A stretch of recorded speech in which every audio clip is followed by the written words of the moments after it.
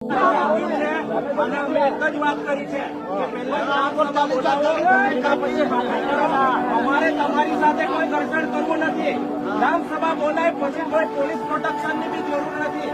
આવીને પછી માફી જોજો, પણ આજે માફી થશે નહીં.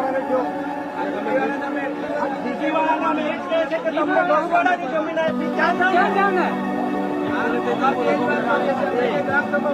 અમારે તમારી સાથે કોઈ ઘર્ષણ કરવું નથી.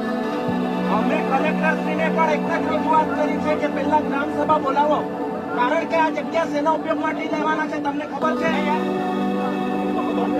શેના ઉપયોગ માટે લેવાના છે બસ અમને નથી ખબર. તો ગ્રામસભા બોલાવીને અમને કેવું કે તમે શેના ઉપયોગ માટે જમીન લેવાના છો એ જીબીવાળા જાણે. તમે પોલીસ પ્રોટેક્શનમાં છો, તમે અમારા રક્ષણ માટે છો, તમે કાયદો વ્યવસ્થા જાણો છો. તમે પૈસા એક હેઠળ ગ્રામસભા બોલાવો, ગ્રામજનોને કેમ તમે શેના માટે જમીન લેવાના, એના પછી જ અમે તમને માપણી કરવા દઈશું, પણ તમને અમે પૂછવા દઈશું નહીં.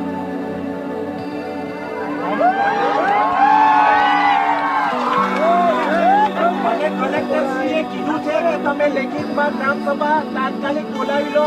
અમે એના માટે આજે અરજી આપવાના હતા અને સવારથી તમે અહીંયા આવી ગયા છો.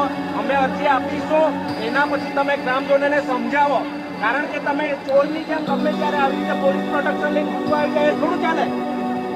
એ વાત સાચી.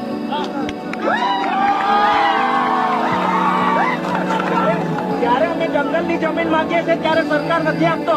જીબી વાળાને તમને પેલી વેદાંતા વાળી જમીન આપી, ત્યાં અમે અહીંયા કરવા આવો છો.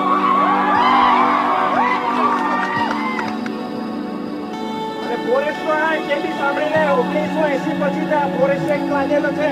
એના પહેલા અમારા મા બાપ પૂર્વજોએ આ જંગલ જમીન સાચવેલી છે, એટલે એ લોકોના બાપની નથી. એટલે કે જીબી વાળાને આપી દે, ફલાણાને આપી દે, ઢીકણાને આપી દે, અમે અમારી જમીન નથી આપવાના ભાઈ.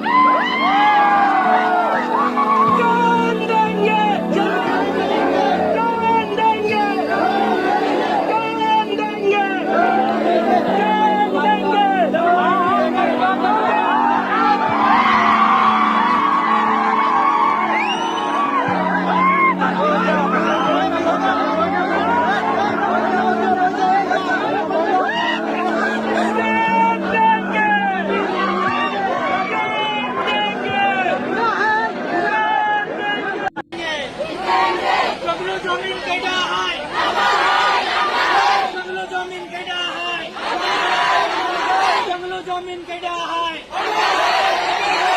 जमीन केड़ा है।